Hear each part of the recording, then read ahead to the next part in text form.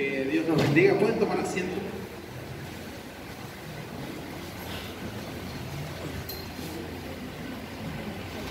Bienvenida a aquellas familias y personas que llegaron por primera vez, que se pueden sentir como en casa.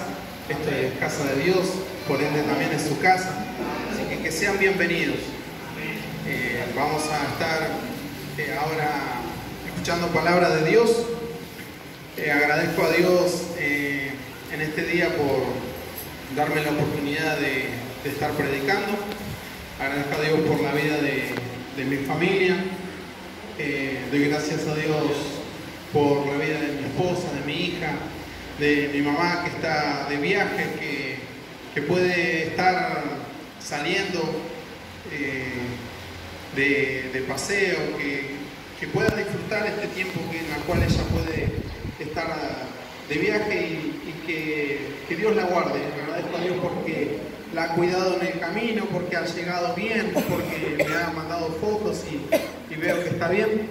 Y lo único que le pido al Señor es que no coma tanto, nada más, que se cuide su salud.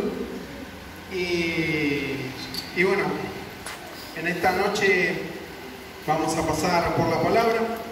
Anteriormente me gustaría hacer una pequeña introducción. Vamos a leer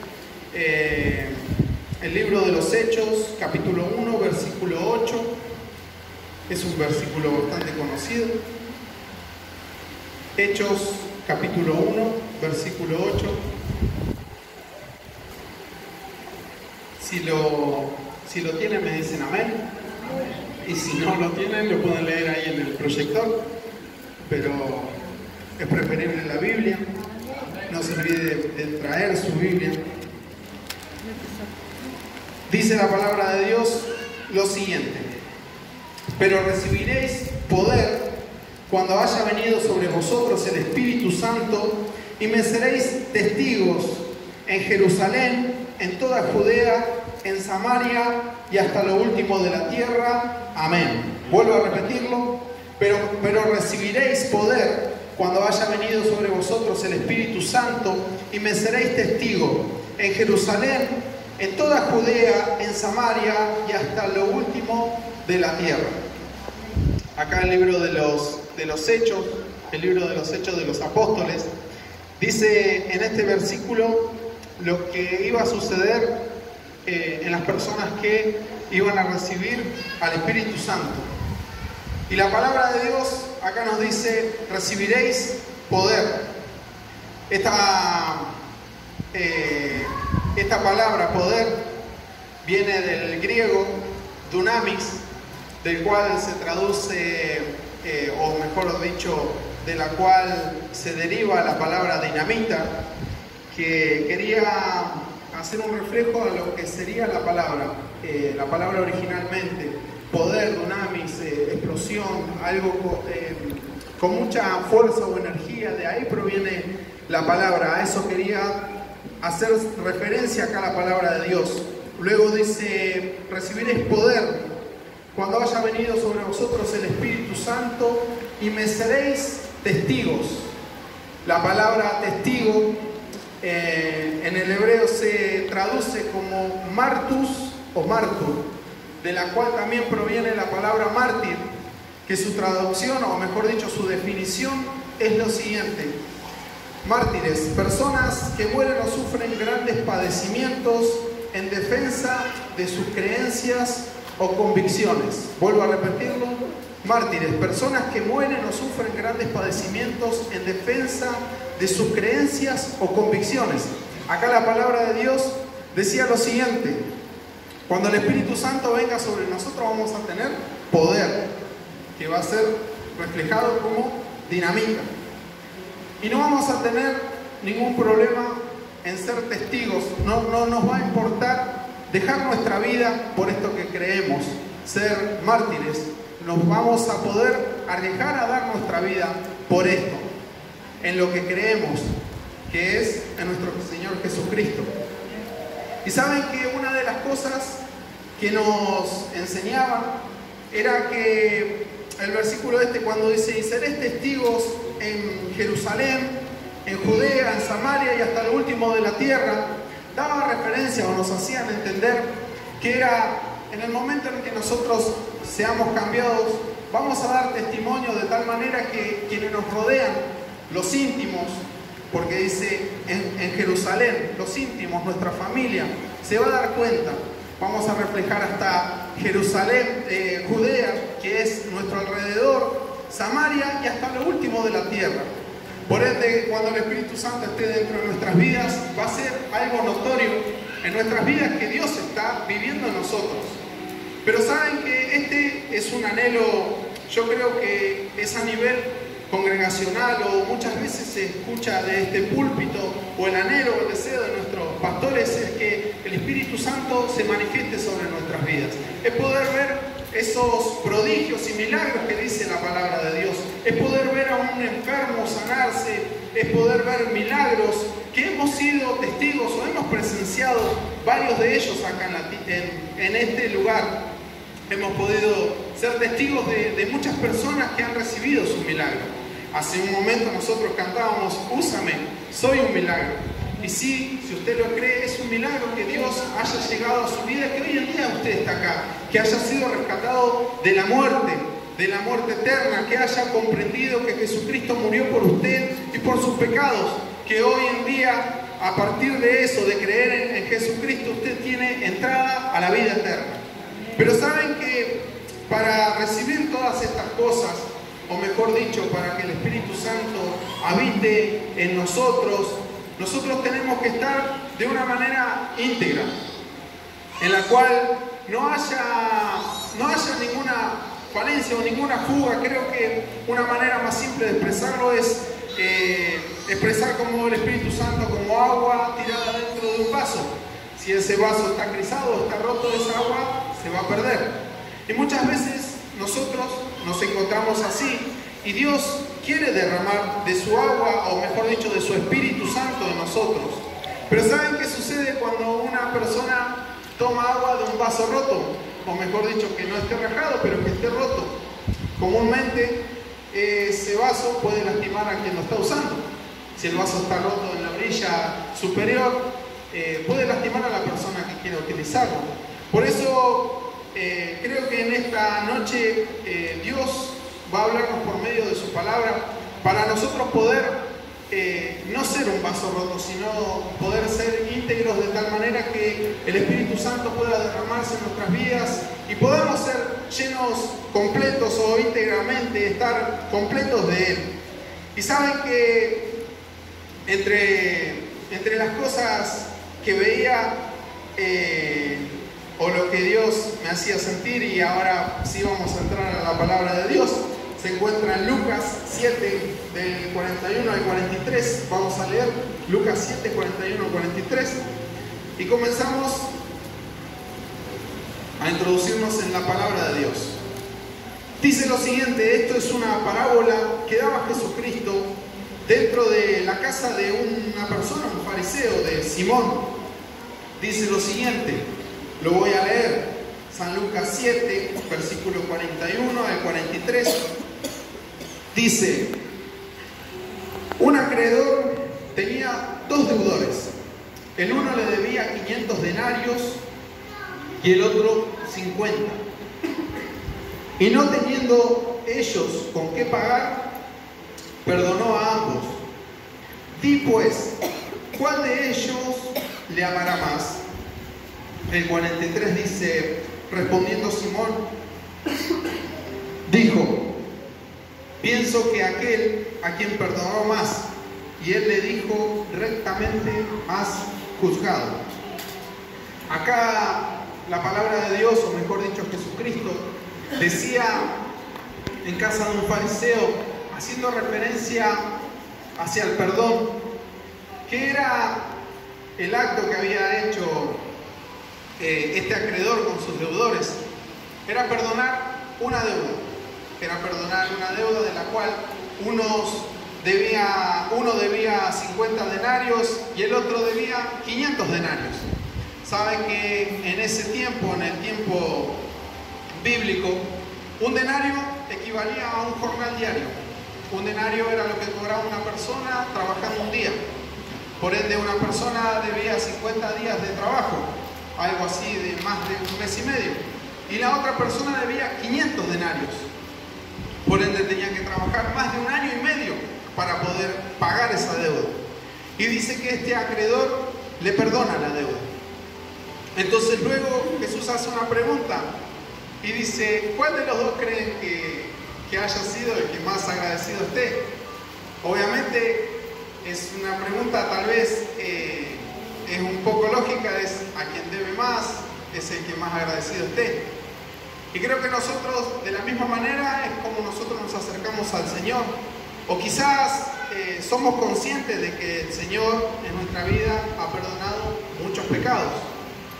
No sé cómo haya sido su vida, pero en la mía sí, a mí Dios me ha perdonado muchos pecados. Y aún así mismo, hasta el día de hoy, Dios me perdona muchos pecados.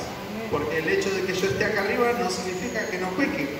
Sigo pecando y Dios en su misericordia me sigue perdonando. Con la diferencia es que uno ya no lo hace, agrede, trata de perfeccionarse o busca la intención de que Dios trabaje en su vida y dejar de hacer malos hábitos o de pecar en sí. Trata de no pecar para no agredir al Espíritu Santo, no lastimar la santidad que Dios nos da. Entonces Jesús le dice, ¿cuál crees, Simón, que haya sido el que esté más agradecido? Obviamente Simón dice de los 500 denarios. Dice, bien has juzgado. Y luego da una referencia acerca de lo que el acto de una mujer que estaba haciendo dentro de su casa. Pero saben que yo solamente quería detenerme en esto. Y dice la palabra de Dios que acá en este lugar nos damos cuenta de que la persona a quien más se le perdona, más agradecida es. Por ende, los perdonados son los que más aman. Los que más perdonados son los que más aman al Señor.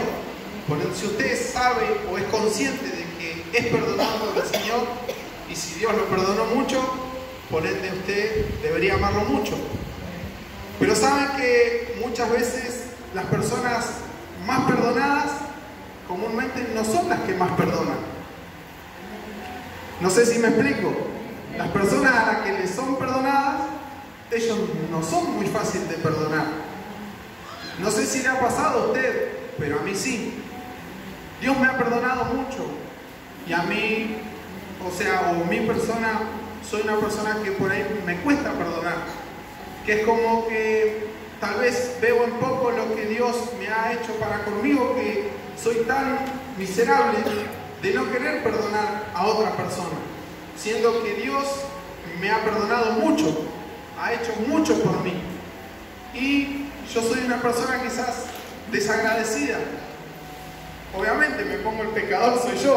¿No? Usted verá si la palabra de Dios refleja su vida. Si usted ve la palabra de Dios como un espejo y se mira a sí mismo y se hace un examen y cree que usted también es una persona así, entonces porque Dios le está hablando. Y sabe que a partir de esto, de las deudas, Dios hablaba mucho cómo era el reino de Dios, dando parábolas acerca de deudas, de la economía. Y aparece en otro lado otra enseñanza así, que podemos verla en el libro de Mateos, del 23 al 35. Yo se la voy a leer rápido, usted seguramente la conoce, y si no la conoce la va a conocer esta noche. Lleva Mateo 18, 23. Mateo 18, 23 lleva como título Los dos deudores. Por lo cual el reino de los cielos es semejante a un rey que quiso hacer cuentas con su siervo. Y comenzando a hacer cuentas, le fue presentado uno que le debía 10.000 talentos. A este, como no pudo pagar, ordenó su señor venderle y a su mujer e hijos y todo lo que tenían para que se le pagase la deuda. Entonces aquel siervo postrado le suplicaba diciendo: Señor, ten paciencia conmigo y yo te pagaré todo. El señor de aquel siervo, movido a misericordia, le soltó y le perdonó la deuda. Pero saliendo aquel siervo halló a uno de sus consiervos que le debía 100 denarios y haciendo de él le ahogaba, diciendo: págame lo que me debes. Entonces su consiervo, postrándose a sus pies, le rogaba diciendo: ten paciencia conmigo y yo te pagaré todo. Mas él no quiso, sino que fue y le echó en la cárcel hasta que pagase la deuda. Viendo sus consiervos lo que pasaba, se entristeció mucho y fueron y refirieron en su señor todo lo que había pasado. Entonces, llamándole su señor, le dijo: siervo malvado, toda aquella deuda te perdoné, pero porque me rogaste. ¿No debías tú también tener misericordia de tu consiervo como yo tuve misericordia de ti? Entonces su señor, enojado, le entregó a los verdugos hasta que pagase todo lo que debía. Así también mi Padre Celestial hará con vosotros si no perdonáis de todo corazón cada uno de sus hermanos sus ofensas. Amén. Acá nuevamente Jesús hablaba y daba también otra enseñanza acerca de otros deudores. Acá la deuda era aún más grande. Y le refleja diciendo lo siguiente: a un rey había una persona que le debía 10.000 talentos, y a esa persona que le debía 10.000 talentos, otra persona, otro siervo, le debía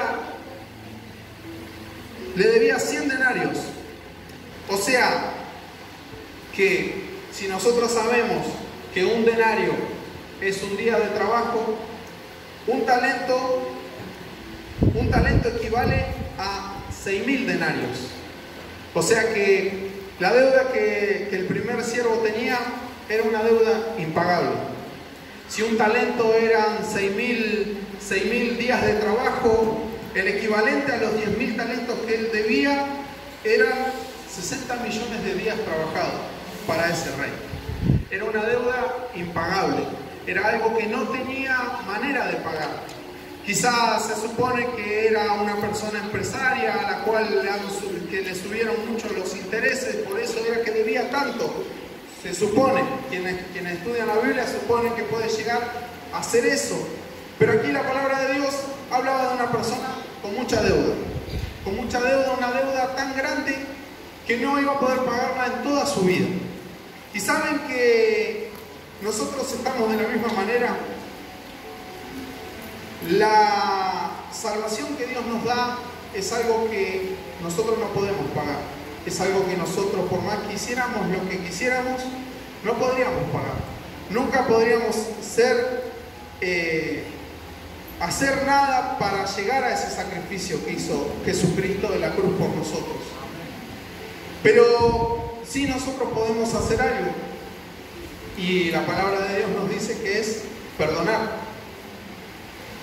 Y saben que la palabra de Dios a mí, o en este caso me ha hablado tan claro, es que muchas veces nosotros pedimos mucho a Dios, o le exigimos cosas a Dios, o pedimos misericordia, que su misericordia se renueve cada día con nosotros.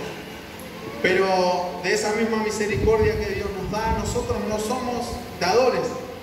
Muchas veces nos cuesta perdonar, cuesta si alguien nos hiere. Comúnmente si es alguien cercano, si es alguien lejano, quizás es más fácil perdonarlo porque tal vez no lo vemos. Pero si es alguien cercano, si es alguien familiar, es algo muy difícil. Es muy difícil, alguien que lo vemos todos los días, que nos toca cruzarnos, algún vínculo familiar, alguien muy cercano, es muy difícil llegar a perdonar. Pero la palabra de Dios nos dice que nuestra deuda era impagable, que lo que nosotros hacíamos no teníamos precio ni manera de pagar. Por ende, nos dice que nosotros debemos perdonar. Y sabe que la falta de perdón causa en nuestra vida un corazón endurecido. Perdón, a todo esto, yo dije el título de la predicación. La palabra, el sermón de esta noche se llama un corazón blando. Recuérdelo porque allí vamos a llegar. Un corazón blando. Y como les decía, la falta de perdón en nuestras vidas lo que causa es un corazón endurecido. Dice la palabra de Dios en Marcos 6:52, lo vamos a buscar. Marcos 6:52.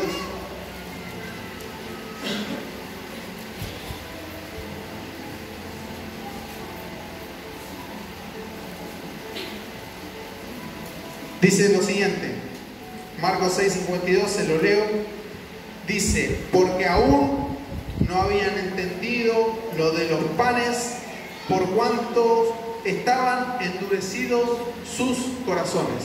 Vuelvo a leerlo, porque aún no habían entendido lo de los panes, por cuanto estaban endurecidos sus corazones.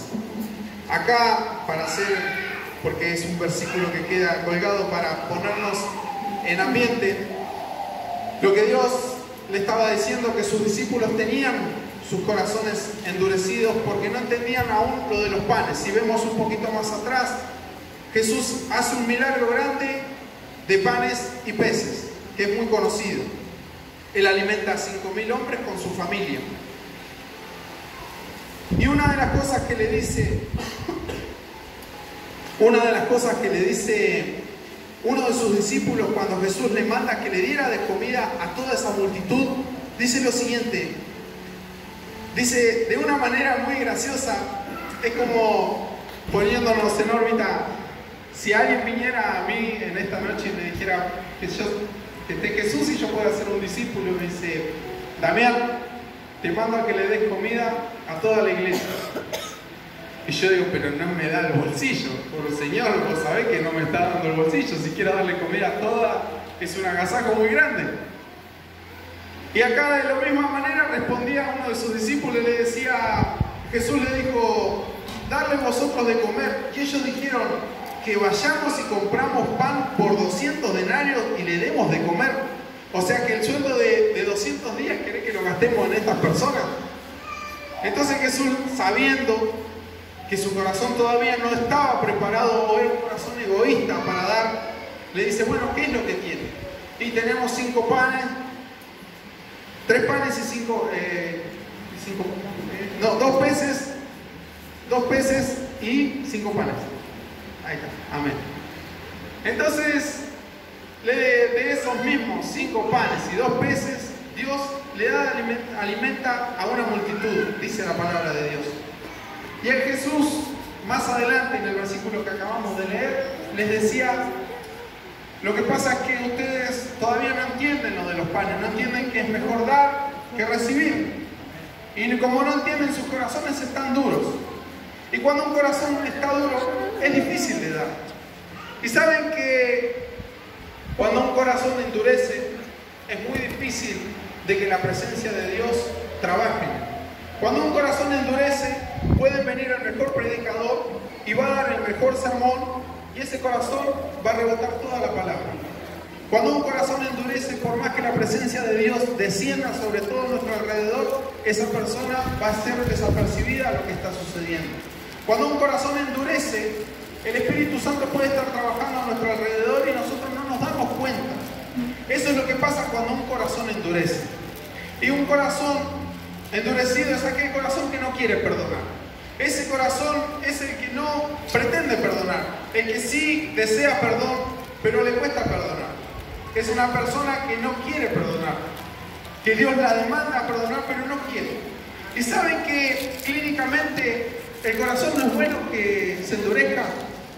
Clínicamente no es bueno que el corazón se endurezca. Hay 2 enfermedades que busqué, o 2 síntomas que busqué clínicamente, y se llama así. Uno es cardiomiopatía dilatada, que es el estiramiento del músculo cardíaco que hace que el corazón se agrande o dilate.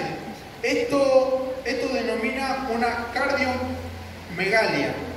Por ende, el corazón se estira, y un corazón estirado no va a bombear sangre. Eso es clínicamente.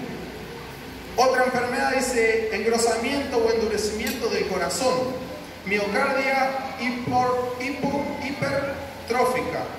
Es una afección en la cual se presenta un engrosamiento del miocardio, o sea, del corazón. Con frecuencia, solo en una parte del corazón es más gruesa que las demás. El engrosamiento puede dificultar la salida de la sangre del corazón, forzándolo a trabajar más arduamente para bombear sangre. No sé si fui claro, pero los dos conceptos que estábamos leyendo recién es uno cuando el corazón se estira y el otro cuando el corazón se endurece. Por ende, clínicamente, si el corazón está estirado o endurecido, el corazón no funciona bien. Todos sus organismos van a ser afectados porque